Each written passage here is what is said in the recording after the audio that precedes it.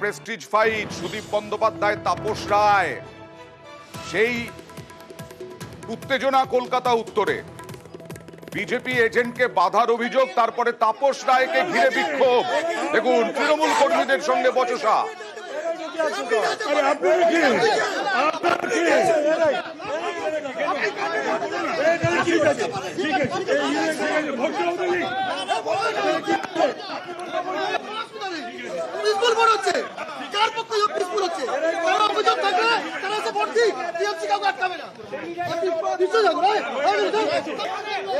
কলকাতা উত্তরের ছবি দেখছেন, বিজেপি প্রার্থী তাপস রায়ের সঙ্গে বচসা তৃণমূল কর্মীদের। কথা বলবো প্রতিনিধি ভেঙ্কটেশ্বরের সঙ্গে।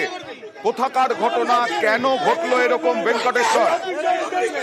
দেখো, সেখানে তাপস রায় তিনি অভিযোগ পান যে সেখানে বিজেপির যারা কর্মী সমর্থক বা ভোটার তাদেরকে ভোট দিতে দেওয়া হচ্ছে না। সেই অভিযোগ পেয়েই বিজেপি প্রার্থী তাপস রায় তিনি বেলগাছিয়া কাশীপুর তিনি পৌঁছন এবং সেখানে এলেই সেখানে দেখা যায় যে সেখানে তাপস রায় যেটা অভিযোগ যে সেখানে বেআইনি ভাবে জমায়েত করে রাখা হয়েছে এবং তারপরেই আমরা দেখি তাপস রায়কে ঘিরে বিক্ষোভ শুরু হয় এবং সেখানকার যারা মানুষজন তাদের যেটা অভিযোগ যে শান্তিপূর্ণভাবে ভোট হচ্ছিল, তাপস রায় আসার পরেই এখানে উত্তেজনা শুরু হয়েছে এবং তারপর তাপস রায় এখান থেকে একেবারে পুলিশ অবজারভার এবং নির্বাচন কমিশনের যারা আধিকারিক রয়েছেন তাদেরকে ফোন করে বলেন যে এখানে ভোটারদের ভোট দিতে বাধা দেওয়া হচ্ছে, বেআইনি ভাবে জমায়েত করে রাখা হয়েছে। তৃণমূল কংগ্রেসের দিকে তিনি অভিযোগ করেন।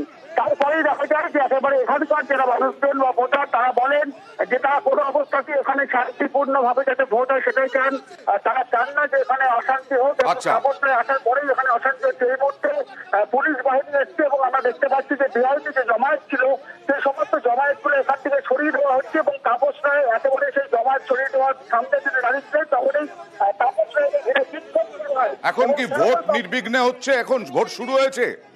যেটা হচ্ছে ভোট নয়, ভোটের সামনে রাস্তায় সেখানে বেআইনি জমায়েত ছিল সেই অভিযোগে কিন্তু তাপস রায়ের পক্ষ থেকে করা হচ্ছে এবং তারপরেই সেখান থেকে পুলিশের বাহিনী এসছে এবং সেখান থেকে যে সমস্ত অভিযোগ তার এসেছিল সেই বেআইনি জমায়েত সেখান থেকে সরিয়ে দিচ্ছে। তাপস রায়ও এই মুহূর্তে সেই বুথের সামনে থেকে বেরিয়ে তিনি অন্য বুথের থেকে তিনি যাচ্ছেন।